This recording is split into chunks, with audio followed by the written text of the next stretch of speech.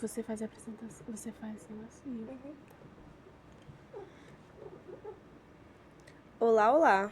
Sejam bem-vindos a mais um episódio do CFcast, o podcast do Colégio Faesa.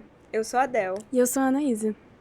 E hoje nós trouxemos aqui a Bernadette Lira para falar sobre um assunto muito importante, a leitura. Seja muito bem-vinda, muito obrigada por aceitar nosso convite. Obrigada a vocês, eu estou feliz de estar aqui. Estamos muito felizes de te receber também. Verdade. É um prazer. Você poderia começar contando um pouco da sua trajetória? Claro, a literatura está na minha vida desde que eu era garotinha, aprendi a ler com 5 anos, né? Era precoce. Né? E comecei também com a vontade de escrever, porque você vê, é uma ligação que tem a leitura com a escrita. Sem dúvida, quem lê, escreve. Quem não lê, não escreve. Sim. Verdade. E ficamos sabendo que você fez doutorado em Paris? Pós-doutorado. Pós-doutorado, isso mesmo. Você podia contar um pouco pra gente? Dessa experiência? Por favor, porque eu achei muito interessante. Eu sou uma professora de carreira mesmo, né? Escritora de carreira, sou profissional na escrita, sou uma escritora profissional. Não sou dessas escritoras que escrevem só para ter seu livro na rua, para a família dar os parabéns. É muito bonito, né? Eu não recusaria isso nunca, mas, na verdade, eu tomei para minha profissão de escritora, a par da minha profissão de professora.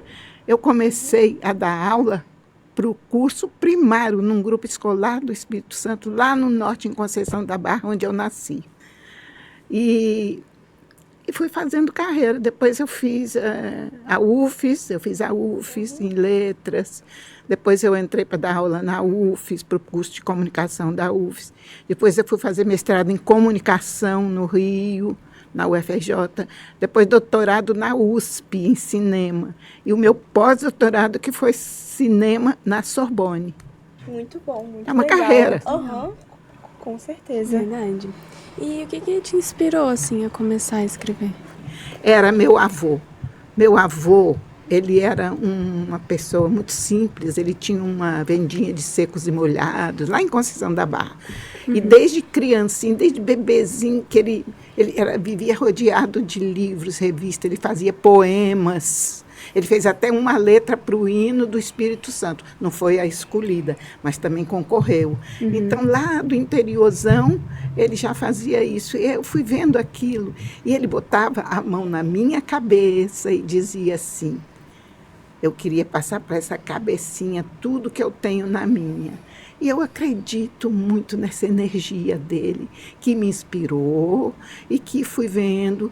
Quando aprendi a ler, li os livros que estavam lá na estante da vendinha dele, que ele tinha um estante, não para vender, mas para ler, quando não tinha freguês. E assim foi, assim foi. Eu tenho no meu avô um grande mestre. E depois, quando eu estava fazendo ginásio, que é o segundo grau, né, que hoje vocês fazem, ensino médio. Ensino médio. Eu era interna no Colégio do Carmo. Era um colégio de freira que tinha em Vitória, porque eu sou de Conceição da Barra. E hoje em dia você mora aqui? Ou... Eu estou morando aqui. Eu saí, eu dava aula lá na USP, em São Paulo, e me aposentei de tudo lá e vim morar em Vitória, porque o Espírito Santo é o meu território, né? É minha luz, é o lugar de nascimento. Eu sou capixaba doente. Também gosto de morar aqui. Sim, verdade. Aqui é um bom lugar. E como foi essa sensação de quando você lançou o seu primeiro livro? O primeiro livro foi assim, eu já tinha uns contos, quando eu estava fazendo faculdade na UFES, que eu fiz letras, né? Teve um concurso chamado Ângela Raquel von Randou, de uma menina que tinha sido aluna do curso de letras e parece que morreu ou qualquer coisa, botaram o nome dela de homenagem.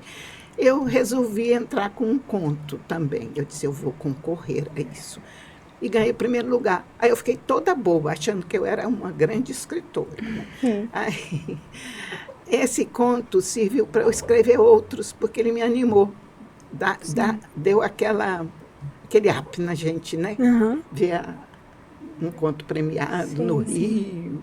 e entre todos do Brasil, coisa assim. por Deu diante. mais motivação. Deu motivação. Aí eu resolvi escrever outros contos, escrevi um livrinho chamado As Contas no Canto, foi isso. Esse livrinho, a Fundação Cecília Anabel de Almeida, daqui da UFS, foi que publicou a primeira edição dele. Está esgotado, não adianta procurar, não tem mais em lugar nenhum. Aí, daí continuei. Então, foi uma sensação boa, né? É muito bom escrever, é melhor do que sonhar. Eu também amo escrever. Ah, parabéns! Existe alguma obra que você tem mais apreço? Ou... Das minhas? Aham. Eu gosto de todas. Eu tenho 15 livros publicados. Eu gosto de todos. Desses 15, 2 são só de cinema. Não são ficção. Mas eu sou escritora de ficção. Eu gosto de contar histórias. Eu não sou poeta. Às vezes as pessoas confundem, né? Ah, poeta Bernadette, não. Eu não faço poemas. Eu escrevo histórias, contos, romances. Tudo ficção.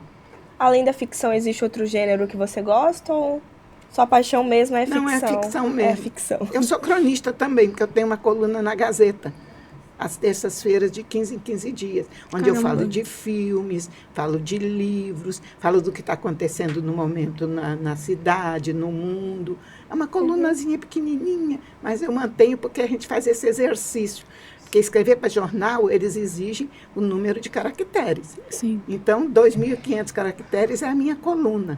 Aí você tem que fazer, depois ficar contando. Aí está de mais, você tira. Aí está de menos, você põe. Esse é o jogo para quem vai fazer crônica para jornal. Sim.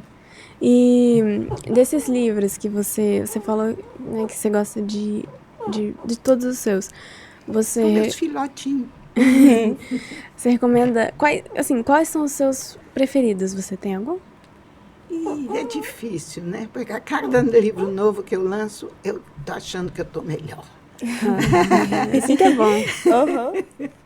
E qual foi o último livro que você lançou? A Pata do Rinoceronte Branco. É um livro de contos. Eu tenho um aqui. Temos aqui a capitoa para você autografar, da Aline. Ah, eu sei, mas eu trouxe para a Aline A Pata do Rinoceronte Branco. Ele está aí. E é um livro de contos, só que não é um livro muito...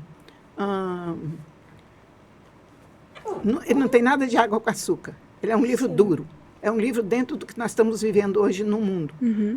A humanidade está muito cruel, a humanidade está muito perdida. E o livro reflete isso. São histórias, mas são histórias bem, bem fortes. Eu concordo com alguém que disse, nossa, esse livro é para arrepiar. É para arrepiar mesmo. Eu gosto de escrever assim. Sabe, porque o título, A Pata do Rinoceronte Branco, pode ser estranha, mas sabe o que é? O conto é sobre o último rinoceronte branco do mundo que vivia na África, no Quênia. Ele era vigiado até pelos guardas, para que os caçadores não tirassem os chifres dele para vender. E ele se chamava Sudã, e ele gostava à tardinha de sair correndo pelas florestas lá do Quênia. Só que ele tropeçou, machucou a pata infeccionou, e aí tiveram que matar, porque ele estava sofrendo muito. Então, isso me tocou muito, porque ele era o último. Ele era o último. Não tem mais o rinoceronte branco no mundo, porque ele morreu. Por causa de uma patinha infeccionada. De fugir de caçadores. Sim. A humanidade destruiu uma coisa, um animal que era milenar, porque ele sobreviveu desde o princípio do mundo. Ele era muito antigo, o rinoceronte. Sim. Todos os rinocerontes são... E esse branco era único. Imagina. E aí acabou. Acabou. E o livro reflete essa dor pelo que o humano vem fazendo com a natureza, com o mundo. Traz uma reflexão muito importante. Os próprios seres humanos, né? E com os humanos. Outros. Muito bem comentado, é isso mesmo. Livros que trazem reflexões assim são incríveis. Espero que vocês leiam. Vou dar para a professora, pede ela emprestada. Pegaremos emprestado.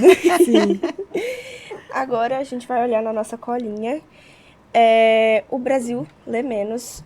Isso tem sido um assunto atual, comentado. E no G1 saiu uma notícia que uma pesquisa, né, que aponta que quase 7 milhões de pessoas nos últimos 4 anos do Brasil não leem. O que você acha sobre isso? É verdade, não é não. Eu mesma não tenho a menor ilusão. Eu sou escritora, profissional, publico meus livros, mas não tem ilusão. Tem gente que compra o livro e não lê. Compra só para ir no dia do lançamento, para dizer, comprei o livro, está autografado aqui. Não lê. Quando vende por sebo ainda é bom, porque depois vai alguém no sebo e compra por interesse de ler. Mas é verdade, o Brasil não lê. O Brasil não lê. A leitura é muito difícil de... Dizem que é por causa do preço do livro, mas não é. Não é. É mesmo uma formação do brasileiro médio que não tem interesse. A imagem é muito mais poderosa. É verdade que sim, que as redes sociais influenciam nessa perda de leitores no país. Sim. É muito mais fácil você ir lá para... Qual é o de vocês? TikTok? Instagram. Eu sabia, porque o meu é dos velhinhos, Facebook, né? O Facebook já está antigo. Eu sei, minha neta já me falou. Isso aí é muito velhinho. Mas realmente ler exige também um esforço, né? De interpretar, Exige. Enfim. A coisa mais difícil do cérebro humano é aprender a ler. Por quê? Porque é uma coisa que vai da esquerda no Ocidente, no Oriente não, é mais signos, né? Sim. Vai da esquerda para a direita no cérebro. Já repararam? Quando você lê, é da esquerda para a direita. E o cérebro, por exemplo, a imagem, como eu sou professora de cinema também, né, que fiz cinema, a imagem é muito mais poderosa porque ela entra direto. Ela não corre o cérebro. Repara que é um jogo.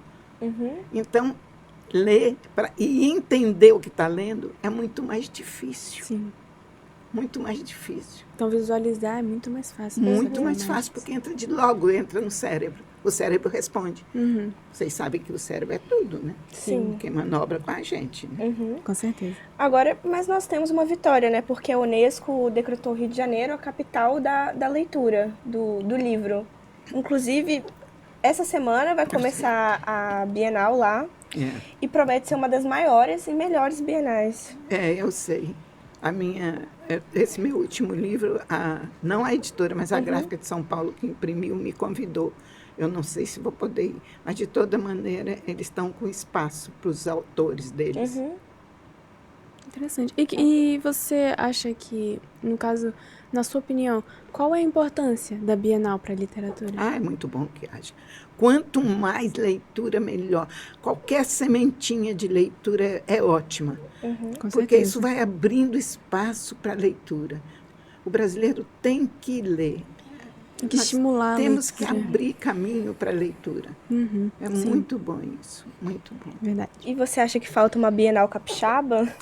Tem umas feiras literárias, né? Agora mesmo eu vim de Itaúnas, teve a Festa da Palavra, me homenagearam. Foi muito bonita a festa, com várias pessoas. Aí, nessa Festa da Palavra, inclusive, eu observei um fenômeno. Nós, capixabas, gostamos muito de elogiar quem está de fora, dos que vêm de fora. Sim. Não digo eu, porque eu fui muito, muito bem elogiada. Fui homenageada, né? Mas aí a mídia, tanto de São Paulo como do Rio, como a daqui, que noticiou essa feira, que foi a Festa da Palavra, feira literária, no fundo foi uma feira literária, noticiava o nome dos que vinham de fora. E os daqui, uma porção de escritores que eu chamo de sanguinho novo. Gente que escreve poderosamente, inclusive a Lívia, que é poeta de primeira linha. Mas não tinha o nome das pessoas daqui. Tinha nossa. só os grandes, claro, que vinha de fora, né? Fiquei sabendo de alguns nomes. Pois é, todo mundo sabe, que eles são nomes famosos. São. Mas podia abrir um pouquinho, dar um Verdade. espaço para essa geração nova que vem com uma força total. E até para as pessoas conhecerem esses Sim. artistas. Conhecerem. Mas eu acompanhei, eu vi que você foi. E a Aline Dias. A Aline também, mas a Aline é uma que não foi citada. Ela foi. Uma pena. Uma pena. A Lívia, a Aline, um grupo grande de escritores jovens, jovens na idade e no escrever, porque eu não posso dizer que eles sejam já uns profissionais da escrita como eu, que estou com 86 anos e desde minha vida inteira foi escrever. Mas eles não foram citados, eu fiquei muito chocada com isso, porque é uma força jovem que está aí e abrindo o caminho da literatura capixaba, feita no Espírito Santo. Não gosto de dizer literatura capixaba, é literatura feita no Espírito Santo, feita com nossos fragmentos, nossos pedaços, nosso social, nossa cultura, nossas crenças, nossos medos, nossos pavores, nossos encantamentos. Cada um deles recolhe um pouquinho no que escreve.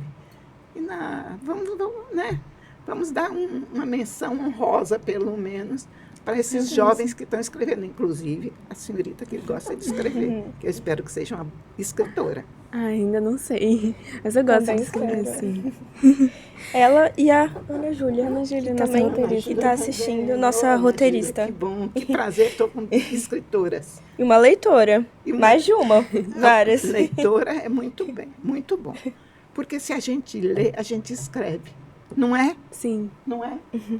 Porque você lê, você vai vendo nos outros. Não existe nada de novo sob o sol. Está lá na Bíblia, de todo tamanho. Nada de novo sob o sol. Tudo é revelado de novo. A coisa está ali para ser usada, reusada. Não tenho ilusões que ninguém cria do nada. Ninguém cria do nada. Você cria em cima do que já está lá. Sempre tem uma inspiração. Sempre. Sempre tem, eu chamo de linhagens de escritores. E nós, mulheres, deixa eu colocar vocês no... Nós, mulheres, temos várias mulheres que deixaram legado para a gente, escritas.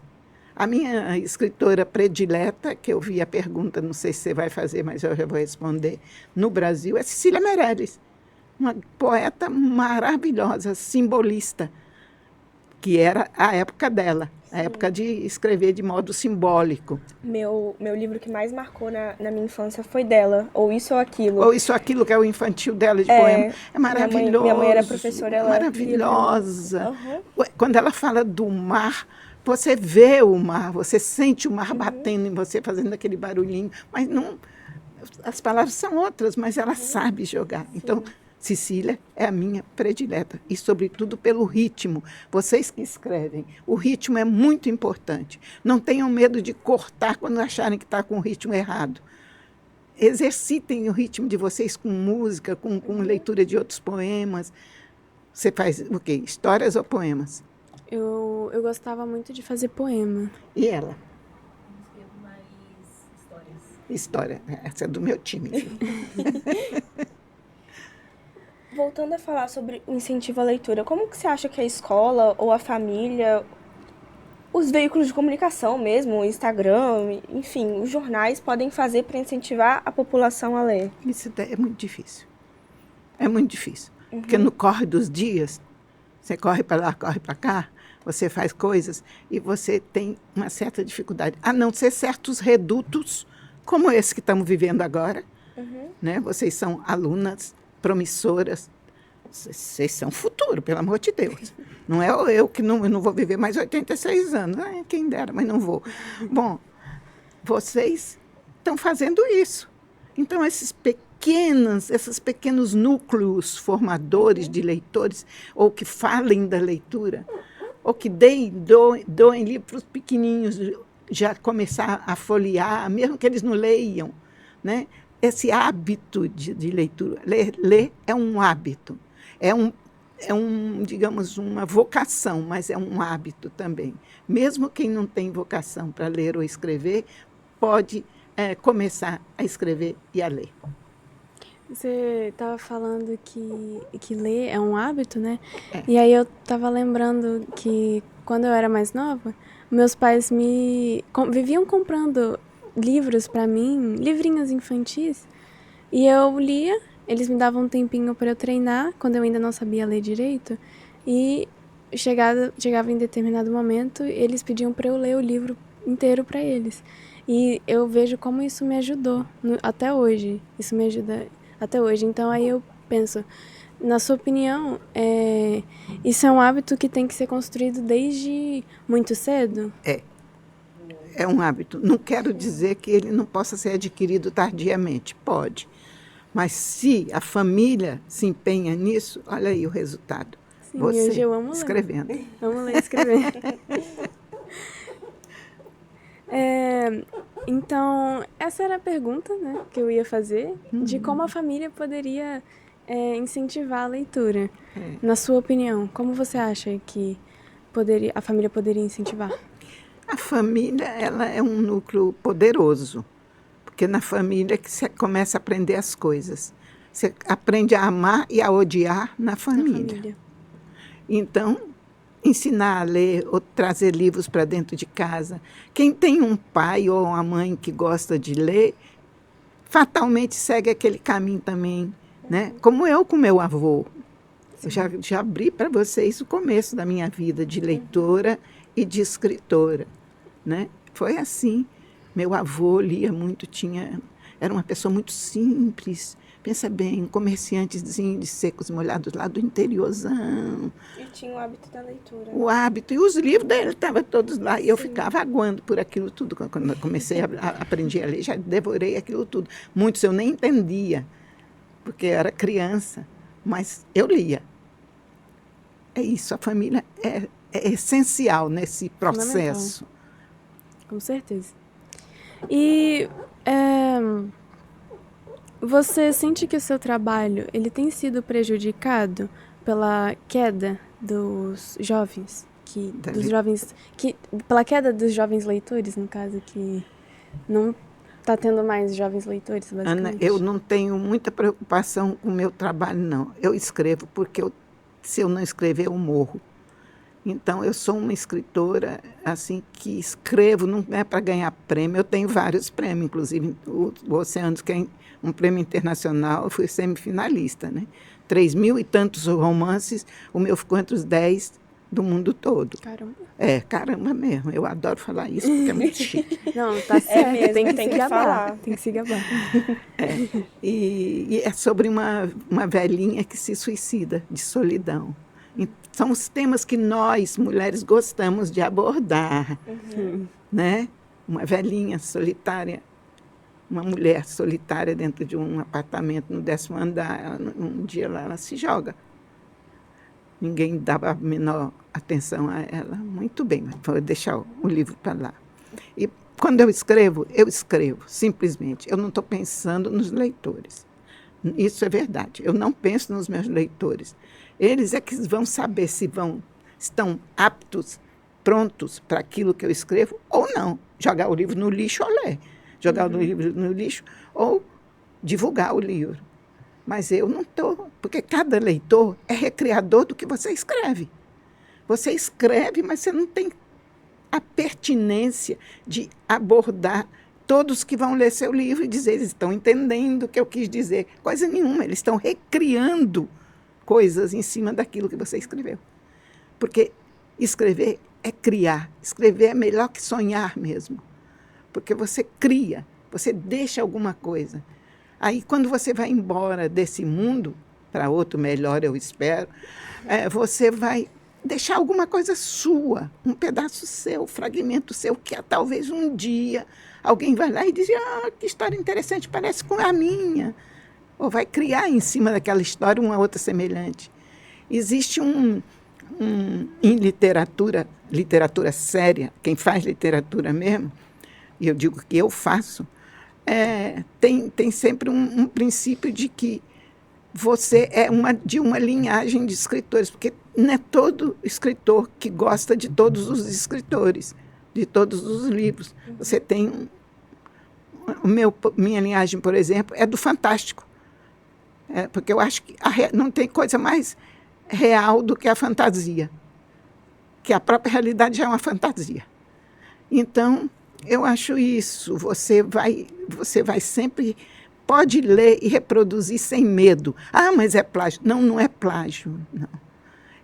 Você está jogando em cima do seu entender aquilo que você já viu, que você já aprendeu. Não se faz nada no nada. Você tem sempre um link com alguma coisa. Isso é a lição assim, que eu digo sempre a quem quer escrever. Leia e escreva. Mas eu vou copiar. Não, copiar não, aí é diferente. Mas até Machado de Assis, o grande Machado de Assis, considerado o maior escritor da língua portuguesa, ele só deslanchou depois que ele leu essa de Queiroz, que antes ele fazia uns romancinhos meio açucarados, viu? Aquelas historinhas bonitinhas e tal. De repente, ele dá um pulo.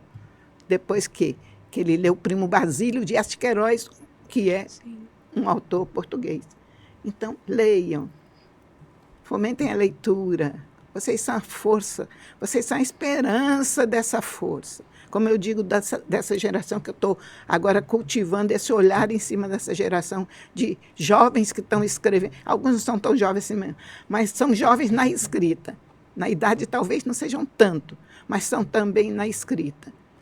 Tá? E aí eu acho legal que eu, uma velha senhora, uma velha dama da literatura, como dizem, né?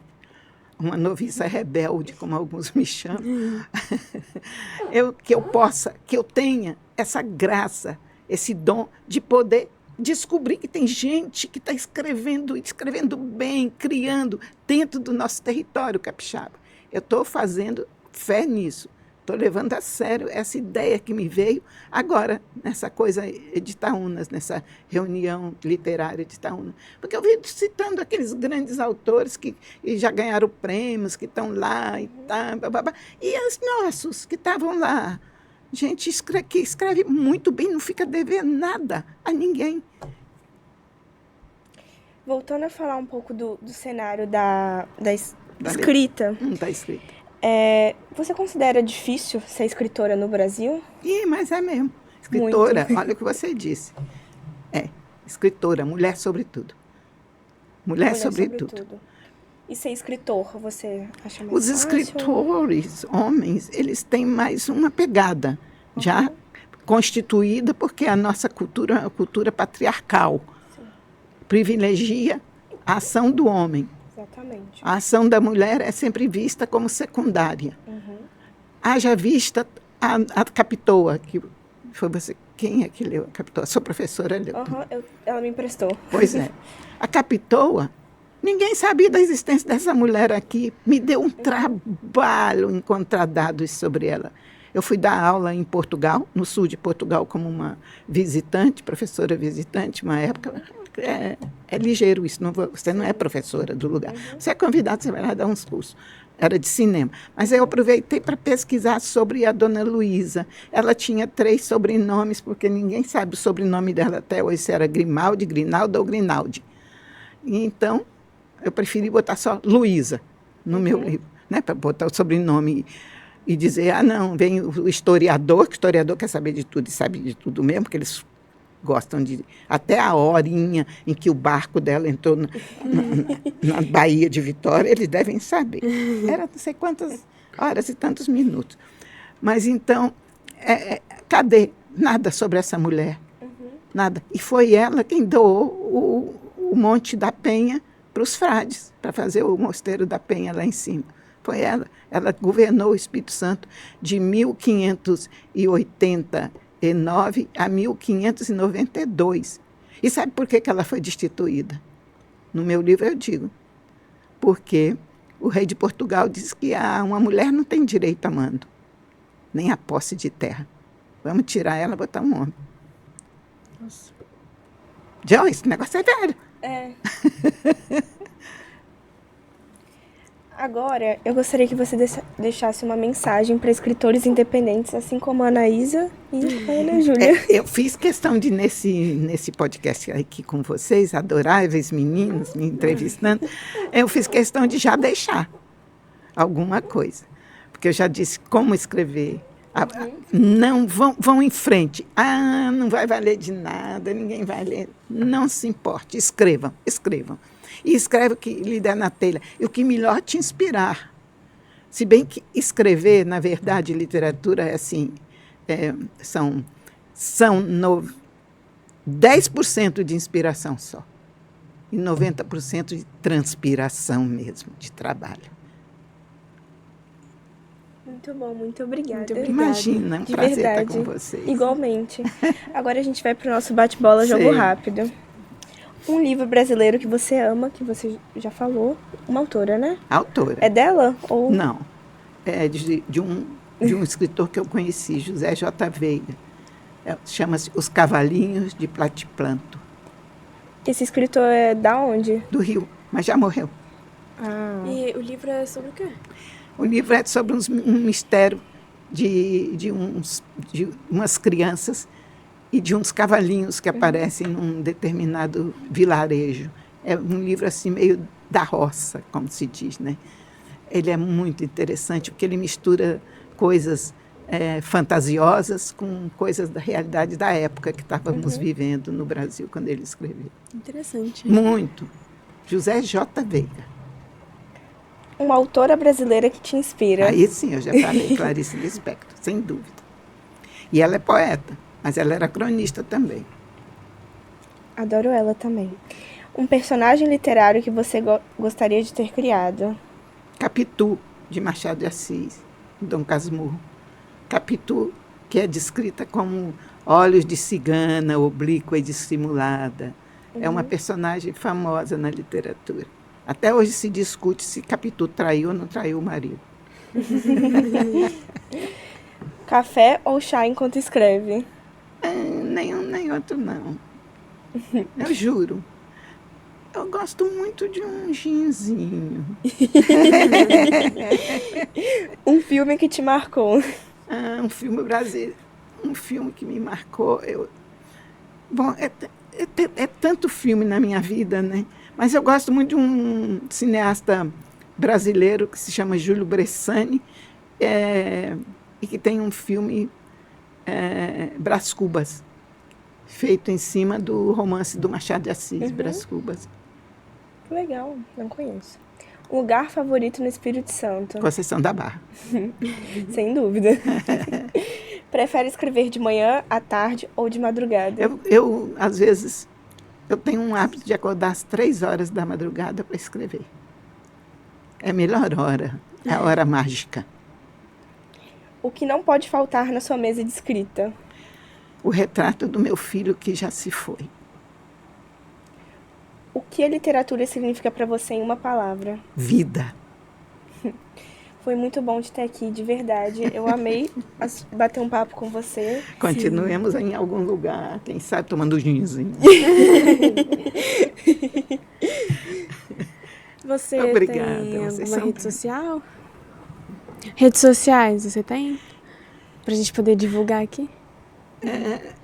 Deixaremos Ela, Deixaremos o Facebook e o Instagram dela aqui na descrição. tá ótimo. A Lívia é a minha assessora de comunicação, que é uma profissão de quem faz jornalismo. E que não está sabendo, tem menina aí fazendo jornalismo e diz, eu não tenho mais emprego. Tem. Olha, e essa daí é das melhores, pode até dar aula, né? Ganhar um dinheirinho. Quem sabe com a escolinha. É isso, queridas. Muito obrigada. Muito obrigada. Muito obrigada, foi um prazer ter você aqui conosco. Imagina. Peça um professor o livro emprestado para ler. Pode deixar, Pode pediremos.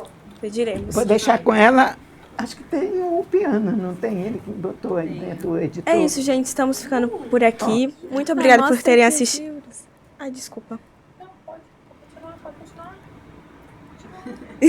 Muito obrigada por terem assistido. Não esqueçam de seguir a Bernadette e nos seguir nas nossas redes sociais, que é @cfcast_podcast. E muito obrigada, Bernadette, por vir e por trazer livros para a Aline.